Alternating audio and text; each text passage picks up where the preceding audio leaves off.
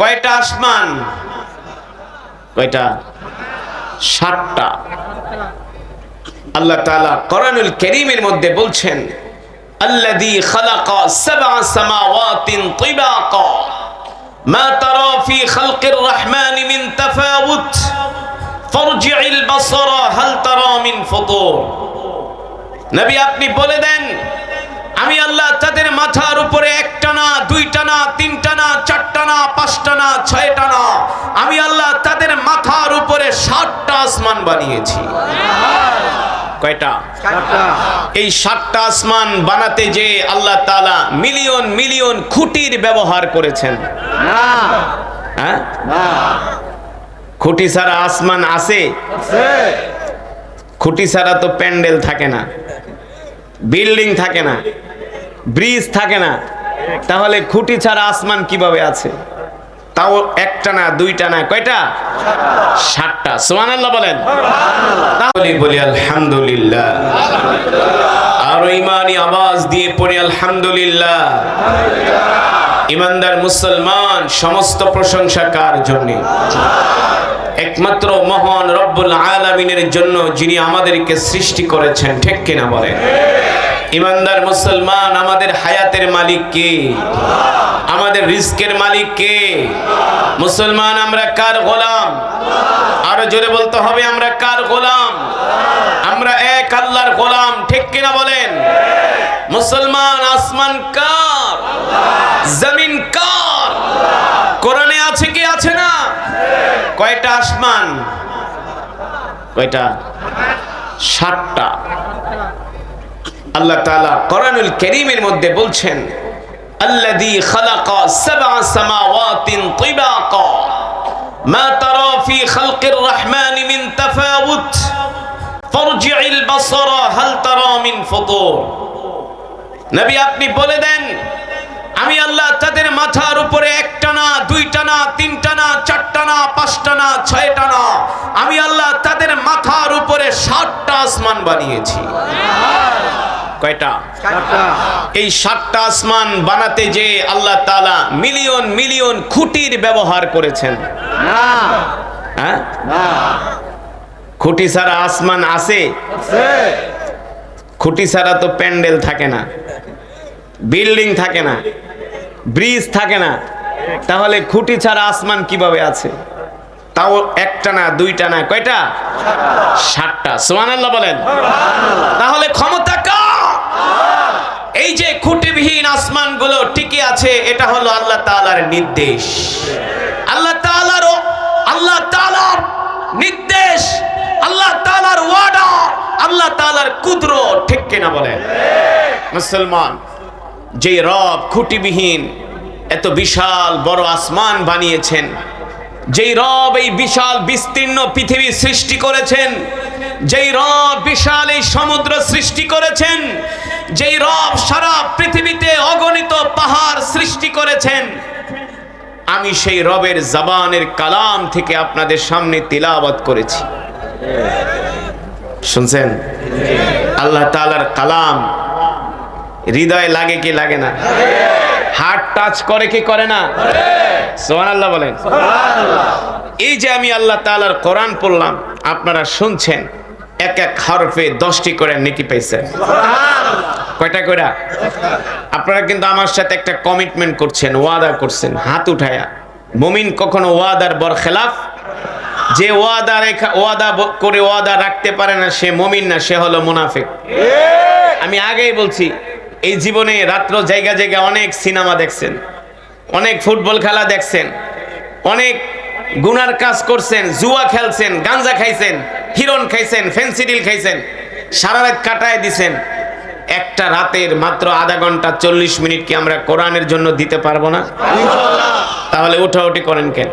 একজনও সামনে থেকে উঠবে না, পিছ থেকে উঠবে না। আমরা জমে জমে বসে বসে আমরা কোরআনের বয়ান শুনবো, যাতে আল্লাহ তাআলা দেখেন যে আমরা আল্লাহ তাআলাকে কতটা ভালোবাসি। ঠিক কিনা বলেন? যারা কোরআনের মজমায় আসে তাদেরকে আল্লাহ তাআলা ভালোবাসেন, আর যারা কোরআনের মজমা ছেড়ে চলে যায় ওরা হলো শয়তানের বন্ধু। ইবলিশের বন্ধু, ঠিক কিনা বলেন? যে যেখানে দাঁড়িয়ে আছি দাঁড়িয়ে থাকবো, বসে আছি বসে থাকবো আল্লাহর কোরআনের জন্য, ঠিক কিনা বলেন? মুসলমান, যেটা বলছিলাম, আমি আপনাদের সামনে কোরআনুল কারীম থেকে তেলাওয়াত করেছি, আপনারা শুনেছেন।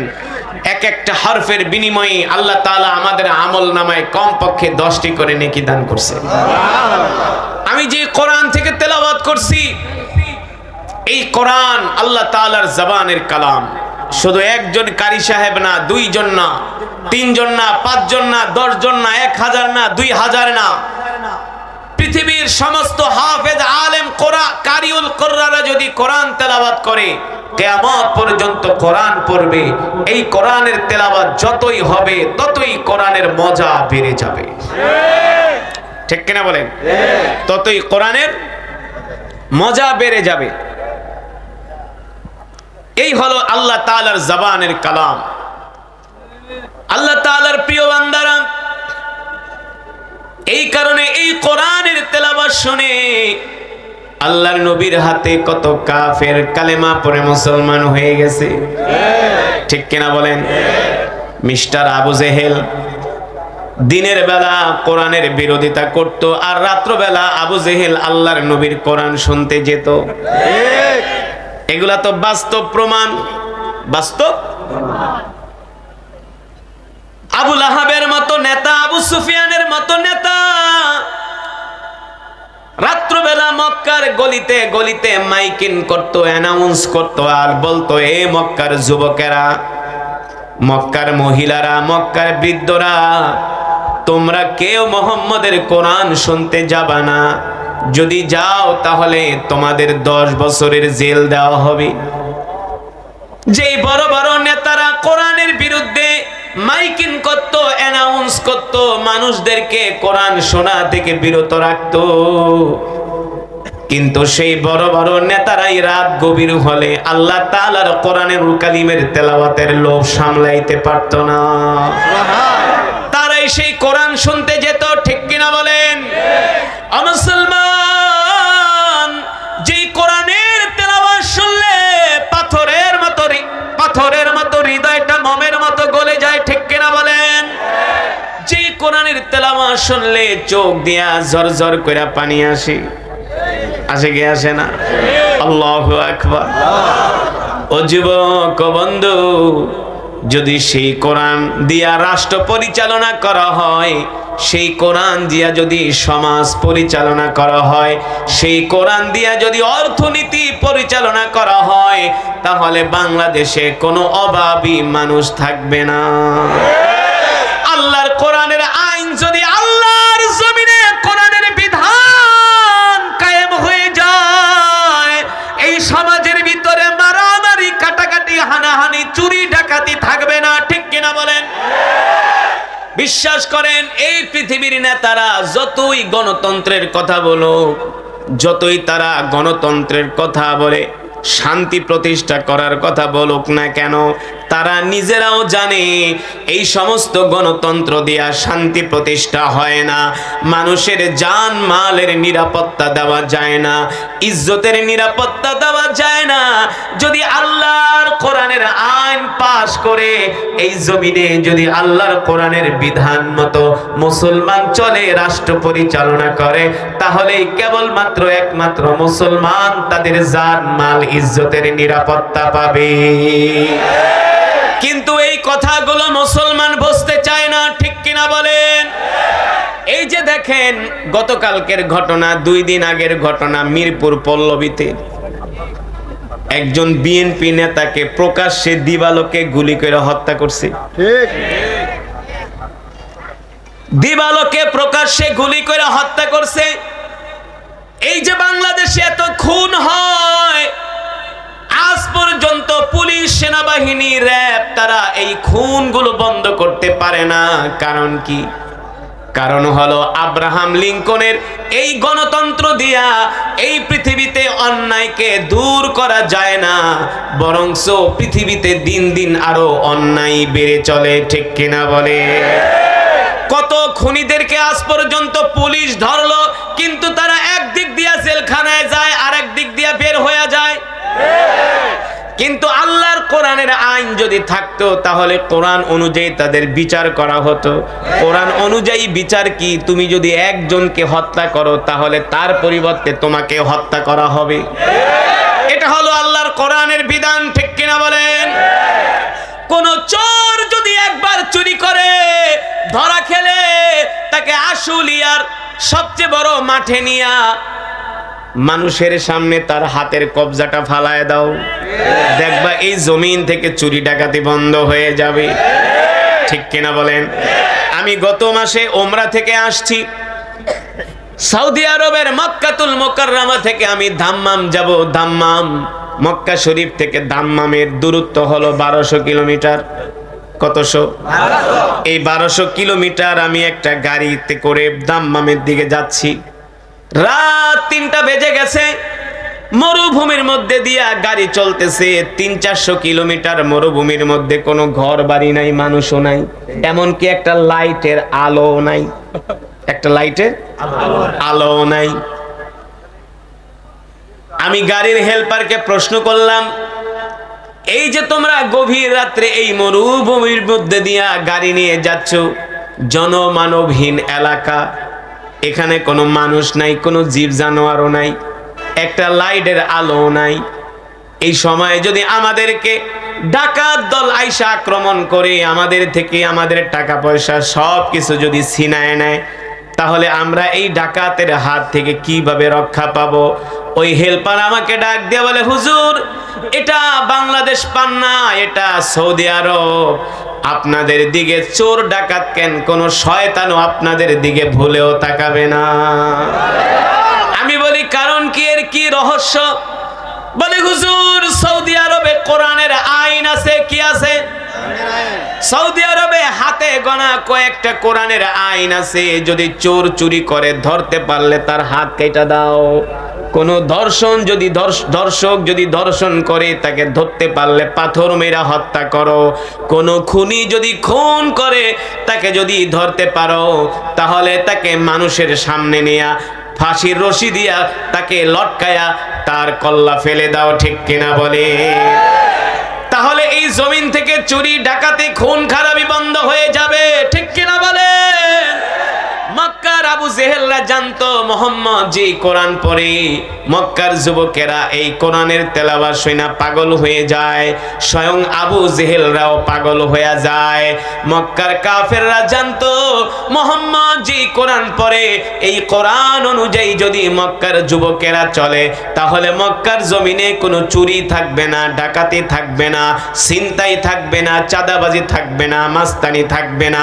আর এই সমস্ত অন্যায় কাজ যদি না করে তাহলে তো নেতাদের পকেটও ভারী হবে না, নেতাদের পকেটও ভারী হবে না। এই কারণে আবু জেহেলরা বলল মুহাম্মদকে কোরআন শুনতে দেওয়া যাবে না, কোরআন পড়তে দেওয়া যাবে না, ঠিক কিনা বলেন? কিন্তু দেখেন আল্লাহ তাআলার কি হুকুম, আল্লাহ তাআলার কি কুদরত, যে আবু জেহেল কোরআনের বিরোধিতা করছে কিন্তু আল্লাহ তাআলা আবু জেহেলকে হেদায়েত দেয় নাই। আবু জেহেল কালেমা পড়ে মুসলমান হতে পারে নাই, কিন্তু তার ছেলে ইকরামা ইবনে আবু জেহেল ঠিকই কালেমা পড়ে মুসলমান হয়েছে। আবু জেহেলের ছেলে ইকরামা কালেমা পড়ে মুসলমান হয়ে গেছে। সুবহানাল্লাহ বলেন। আল্লাহ তাআলা কোরআনুল কারীমের মধ্যে বলেন, ওয়া নুনাজ্জিলু মিনাল কুরআনি মা হুয়া শিফাউ ওয়া রাহমাতুল লিল মুমিনিন। আল্লাহু আকবার। ওয়া লা ইয়াজিদুজ জালিমিনা ইল্লা খাসারা। নবী হে আমার, আমি আল্লাহ আপনার উপর যে কোরআন নাজিল করেছি এই কোরআন আমি মুমিনের মুক্তির জন্য নাজিল করেছি, মুমিনের শেফার জন্য নাজিল করেছি। আল্লাহু আকবার। বিশ্বাস করেন যদি বাংলার জমিনে কোরআনের রাজ কায়েম হয়ে যায় তাহলে গার্মেন্টস শ্রমিকদেরকে আর বেতন নেওয়ার জন্য রাজপথে নামতে হবে না। মালিকের লোক এসে আপনাদেরকে পায়ে ধরে বেতন দিয়ে যাবে। কারণ আল্লাহ রাসূলের হাদিস, শ্রমিক যখন কাজ করে শ্রমিকের ঘাম শুকানোর আগে তার পাওনা দিয়ে দাও। আর আমার দেশের শ্রমিকদেরকে অনেকে বেতন দিতে চায় না, মাসের পর মাস ঘুরায় কিন্তু তাদেরকে দিয়া ঠিকই কাজ করায় নাই, ঠিক কিনা বলেন? কিন্তু আল্লাহর কোরআনের আইন যদি আল্লাহর জমিনে প্রতিষ্ঠিত হয়ে যায়, তাহলে জমিনের মধ্যে ইনসাফ কায়েম হবে। ঠিক কিনা বলে? ঠিক কিনা বলে? এই কারণেই তো আমিরুল মুমিনিন খলিফাতুল মুসলিমিন হযরত ওমর যখন খলিফা, হযরত ওমর মসজিদে নববীতে দাঁড়ায় বলছিল, ওমর হলো এখন মক্কার শাসক, মদিনার শাসক। ওমরের রাজ্যে যদি একটা কুকুরও না খায়া মরে, তাহলে কাল হাসরের ময়দানে ওমরকে আল্লাহর আদালতে জবাব দিতে হবে। আল্লাহর আদালতে জবাব দিতে হবে যদি ওমরের রাজ্যে, ওমরের দেশে একটা কুকুরও না খায়া মরে। এই কারণেই তো ওমর ঘরে আইসা তার গোলামকে ডাক দিয়ে বলল, গোলাম তাড়াতাড়ি করে গুদাম খুলে দাও। বাইতুল মালের গুদাম খুলে দেওয়া হলো। হযরত ওমর নিজের মাথায় করে আটার বস্তা নিয়ে বৃদ্ধা মহিলার ঘরে চলে গেল। ঠিক কিনা বলেন? নিজের হাত দিয়া রুটি বানায়া বৃদ্ধা মহিলাকে খাওয়ালেন, বিধবা মহিলাকে খাওয়ালেন, তার সন্তানদেরকেও খাওয়ালেন।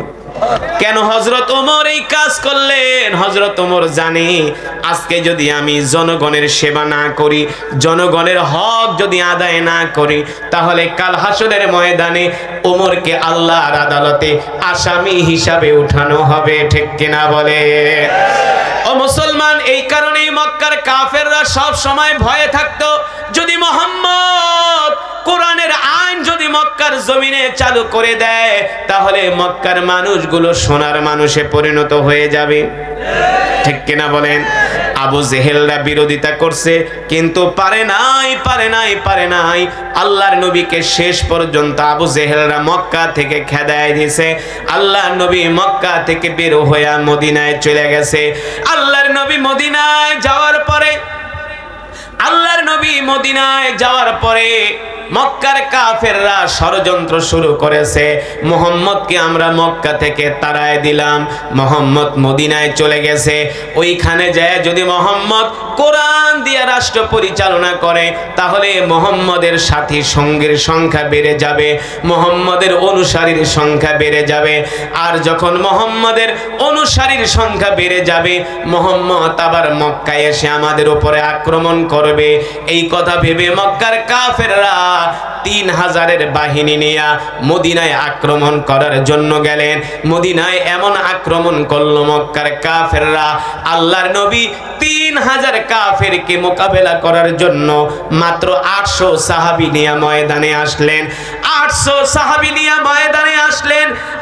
সাহাবীরা 3000 কাফেরকে উহুদের ময়দানে এমন ভাবে শায়েস্তা করলেন, এমন ভাবে শিক্ষা দিলেন, ওই যুদ্ধে মক্কার কাফেররা মুসলমানদের কাছে পরাজিত হতে বাধ্য হয়েছে। আল্লাহু আকবার।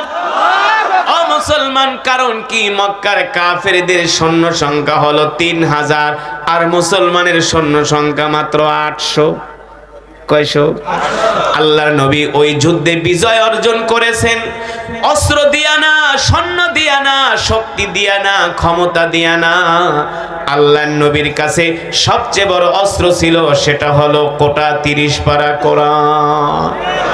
এই কোরআনের তেলাওয়াত করে, এই কোরআনের তেলাওয়াত শুনে আল্লাহ রাসূলের সাহাবীরা শপথ নিয়েছেন, আসমান যার আইন চলবে তার, জমিন যার বিধান চলবে তার। ঠিক কিনা বলেন? আল্লাহর জমিনে আবু জেহেলদের মাতবরি চলবে না, আবু লাহাবদের মাতবরি চলবে না, উতবা শাইবাদের মাতবরি চলবে না। ঠিক কিনা বলেন?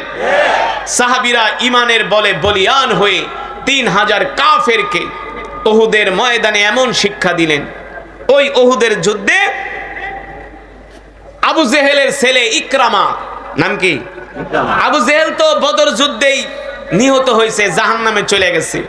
তো বদর যুদ্ধে মার খাওয়ার পরে আবু জেহেলের ছেলে ইকরামা তিনি শপথ নিলেন যে মুহাম্মদ আমার বাবাকে হত্যা করছে, আমি উহুদ যুদ্ধে এই হত্যার প্রতিশোধ নিব। কে বললেন? আবু জেহেলের ছেলে ইকরামা, যে উহুদ যুদ্ধে আমি আমার বাবার হত্যার প্রতিশোধ নিব। খুব আশা নিয়া, ডাল তলোয়ার নিয়া আল্লাহ রসুলের বাহিনীকে মোকাবেলা করার জন্য মক্কা থেকে ইকরামা আবু জেহেলের ছেলে আসলেন উহুদের ময়দানে। রাসূলের সাহাবীরা এমন আক্রমণ শুরু করলো, এক আক্রমণে আধা ঘন্টার মধ্যে মক্কার কাফের বাহিনী 3000 সৈন্য আধা ঘন্টার মধ্যে যুদ্ধের ময়দানে তারা লন্ডভন্ড হয়ে গেলেন। ইকরামা এমন মাইর খাইলো, বলল যে বদরে খেলো আমার বাবা মাইর, উহুদে খাইলাম আমি মাইর। বাবার পিতৃ হত্যার প্রতিশোধ নিতে পারলো না, মনের দুঃখে ইকরামা চলে গেছে আবার মক্কায়। মনের দুঃখে আবার ইকরামা কোথায় চলে গেছে? মক্কায়। আল্লাহর নবী মক্কা থেকে হিজরত করার পরে 10,000 সাহাবী নিয়ে আবার তিনি মদিনা মক্কা বিজয় করার জন্য রওনা হলেন। কয় হাজার? 10,000 সাহাবী নিয়ে আল্লাহ নবী মদিনা থেকে মক্কার উদ্দেশ্যে রওনা করলেন। আবু জেহেলের ছেলে ইকরামা জানতে পারল যে মুহাম্মদ আসতেছে মক্কা বিজয় করতে। তিনি মক্কার কিছু যুবকদেরকে ডাকলেন, ইয়া আইয়ুহাস শাবাব তাআলাও, এ মক্কার যুবকেরা আসো, আমরা বদরের যুদ্ধে মার খেয়েছি মুহাম্মদের হাতে, উহুদের যুদ্ধে মার খেয়েছি মুহাম্মদের হাতে, এখন নাকি ওই মুহাম্মদ আমাদের মক্কা বিজয় করবে। যদি মক্কার ক্ষমতা মুহাম্মদের হাতে চলে যায় তাহলে আমাদের অস্তিত্ব বিলীন হয়ে যাবে। আর আমার বাবা ছিলেন আবু জেহেল, মক্কার সবচেয়ে বড় লিডার। আমি চাই এই যুদ্ধে আমার বাবার হত্যার প্রতিশোধ নিতে। মুহাম্মদ যে মক্কায় আক্রমণ করবে, মক্কা বিজয় করবে মুহাম্মদ, আমি চাই মুহাম্মদের বাহিনীকে রাস্তার মধ্যে আমি আটকিয়ে দিব, তাদেরকে আমি রাস্তার মধ্যে বাধা দিব। মক্কার এমন কোন যুবক আছো কিনা আমার সাথে তোমরা শরীক হবা? মুহাম্মাদের বাহিনীকে আমি আবু জেহেলের ছেলে ইকরামা একটা চরম শিক্ষা দিব। এই কথা শোনার পরে 200 মক্কার যুবক আবু জেহেলের ছেলে ইকরামার সাথে তারা যোগ দিলেন আর শপথ নিলেন যে কোনো ভাবে আমরা মুহাম্মাদের বাহিনীকে রাস্তায় আটকিয়ে দিব, মক্কায় প্রবেশ করতে দিব না, মক্কা বিজয় করতে দিব না। এবার 200 তীরন্দাজ মক্কার বাহিনী আবু জেহেলের ছেলে ইকরামার নেতৃত্বে আল্লাহর পয়গম্বর মুহাম্মদ সাল্লাল্লাহু আলাইহি সাল্লামের বাহিনীর উপরে তারা আক্রমণ শুরু করলো। এই আক্রমণ আজ করতে পারলেন হযরত আলী রাদিয়াল্লাহু তাআলা আনহু। আল্লাহু আকবার বলেন। যাকে বলা হয় শেরে খোদা হযরত আলী রাদিয়াল্লাহু তাআলা আনহু, যে আলী সম্বন্ধে আল্লাহর নবী বলেছেন আনা মাদিনাতুল ইলম ওয়া আলা আলী ওয়া আলা আলিয়ুন বাবুহা, আমি হলাম শহরের, আমি হলাম জ্ঞানের নগরী, আর আমার আলী হলো সেই জ্ঞানের নগরীর দরজা। আল্লাহু আকবার। ওয়া আলিয়ুন বাবুহা। হযরত শেরে খোদা আলী রাদিয়াল্লাহু তাআলা আনহু দেখলেন আবু জেহেলের ছেলে ইকরামার নেতৃত্বে 200 মক্কার যুবক আসতেছে মক্কার বাহিনীকে আক্রমণ করার জন্য। হযরত আলী রাদিয়াল্লাহু তাআলা আনহু মাত্র 10 জন মর্দে মুজাহিদ নিয়ে তাদের 200 যুবকের উপরে হযরত আলী রাদিয়াল্লাহু তাআলা আনহু আক্রমণ শুরু করে দিলেন। আল্লাহু আকবার। এমন আক্রমণ করলো মক্কার বাহিনীর 200 যুবক হযরত আলী রাদিয়াল্লাহু তাআলা আনহুর বাহিনীর কাছে পরাজিত হলো। আল্লাহু আকবার। এই দিক দিয়ে আল্লাহর নবী 10,000 সাহাবী নিয়ে মক্কা বিজয় করলেন। মক্কার বড় বড় নেতারা এসে আল্লাহ রাসূলের কাছে আত্মসমর্পণ করতেছে। আবু সুফিয়ানের মতো নেতা আল্লাহর নবীর হাতে হাত রেখে আত্মসমর্পণ করে কালেমা পড়ে মুসলমান হয়ে যাচ্ছে। আল্লাহু আকবার। এই দিক দিয়ে আবু জেহেলের ছেলে ইকরামা মনে মনে ভাবলেন মুহাম্মদ তো মক্কা বিজয় করে ফেলেছে, যেই মুহাম্মদকে আমি আর আমার বাবা এত কষ্ট দিছি, ওই মুহাম্মদ যদি আমাকে ধরতে পারে তাহলে আমাকে আর রাখবে না। ফাঁসিতে ঝুলাবে, ঠিক কিনা বলেন? কারণ যে মোহাম্মদকে আমি এত কষ্ট দিছি, এত যন্ত্রণা দিছি, আমরা মোহাম্মদকে মক্কা থেকে বের করে দিছি। আজকে মক্কার ক্ষমতা মোহাম্মদের হাতে। যদি আমি মোহাম্মদের সামনে পড়ি, মোহাম্মদ আমাকে আস্থা রাখবে না, মোহাম্মদ আমাকে ফাঁসির রশিতে ঝুলাবে। এই কথা চিন্তা করে ইকরামা বলল, আমি আর মক্কায় যাব না, আমি এবার মক্কা থেকে বের হইয়া মক্কা থেকে আমি অন্য কোন শহরে চলে যাব, অন্য কোন দেশে চলে যাব। মক্কার যুবকদেরকে বলল, ও দোস্তরা, আমার স্ত্রীকে বলে দিও আমি আর কোনোদিন মক্কায় ফিরব না, কারণ মোহাম্মদ আমাকে ধরতে পারলে আমাকে আর মোহাম্মদ জীবিত রাখবে না। এই কারণে আমি চলে গেলাম জর্দানের নদীবর্তী এলাকায়, সেই উপকূলীয় এলাকা থেকে নদী পার হয়ে আমি অন্য কোনো দেশে আমি চলে যাব। এই কথা বলে ইকরামা রওনা দিলেন। ইকরামা রওনা দিয়া জর্দানের দিকে রওনা করলেন। আল্লাহ নবী মক্কা বিজয় করলেন। মক্কার যুবকরা দলে দলে আল্লাহ নবীর হাতে হাত রেখে কালেমা পড়ে মুসলমান হয়ে যাচ্ছে।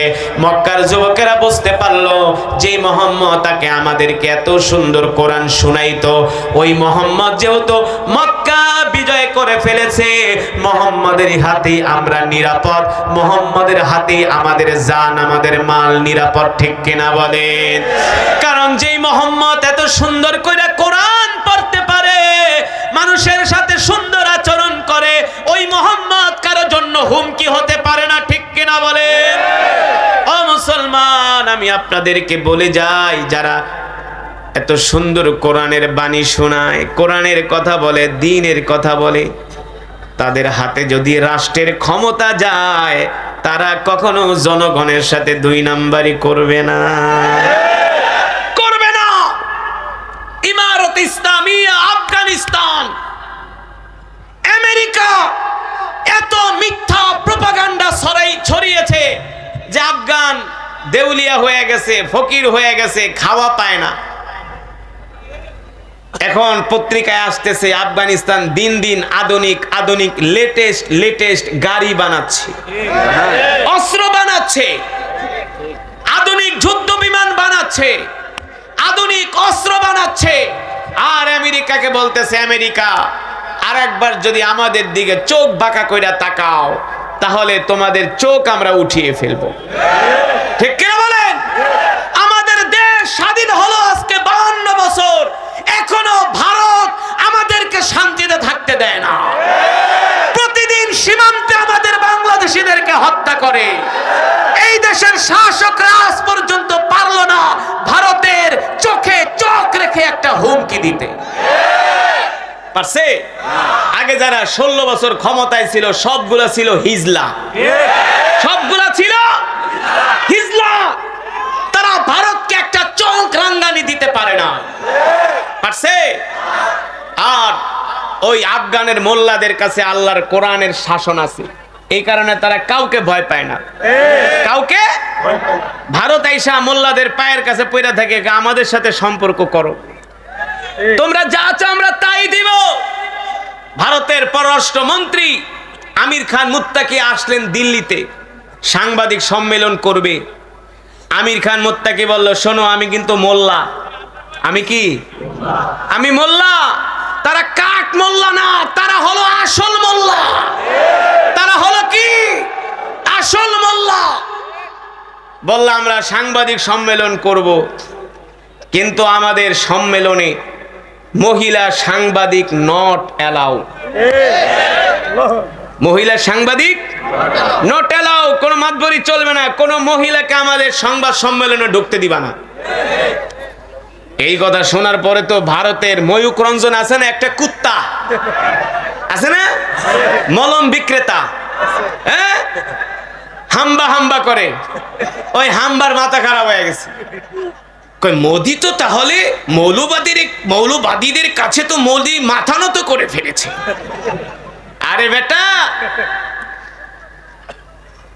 আসলে সত্যিকার অর্থে পৃথিবীর 250 কোটি মুসলমান যদি ইসলাম অনুযায়ী চলতো, আল্লাহর কোরআন দিয়ে রাষ্ট্র পরিচালনা করত, আমেরিকা, রাশিয়া, চীন, জাপান কেউ মুসলমানের সামনে কথা বলার সাহস পেত না। কিন্তু সব তো দালাল, সব সৌদি আরবের বাদশাহ মোহাম্মদ বিন সালমান একটা দালাল, আর আমিরাতের বাদশাহ জায়েদ আল নাহিয়ান এটা হলো একটা কুত্তার বাচ্চা।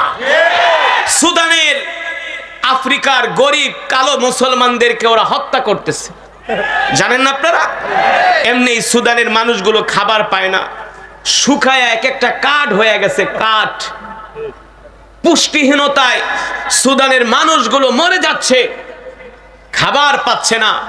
এই আরব আমিরাতের বাদশাহ জায়েদ আল নাহিয়ান ইসরায়েল মিলে সুদানে শুধু স্বর্ণের জন্য সুদানের হাজার হাজার মানুষদেরকে তারা হত্যা করছে, শুধু স্বর্ণের জন্য। তো এই আরব আমিরাতের ওদেরকে কি আপনারা মুসলমান বলবেন? মুসলমান বলবেন? ওরা যে এত আরামে এসে আছে, শুধু আল্লাহ তাআলা ওদের মাটির নিচে তেল দিছে, তেলের কারণে, স্বর্ণের কারণে। ঠিক কিনা বলেন?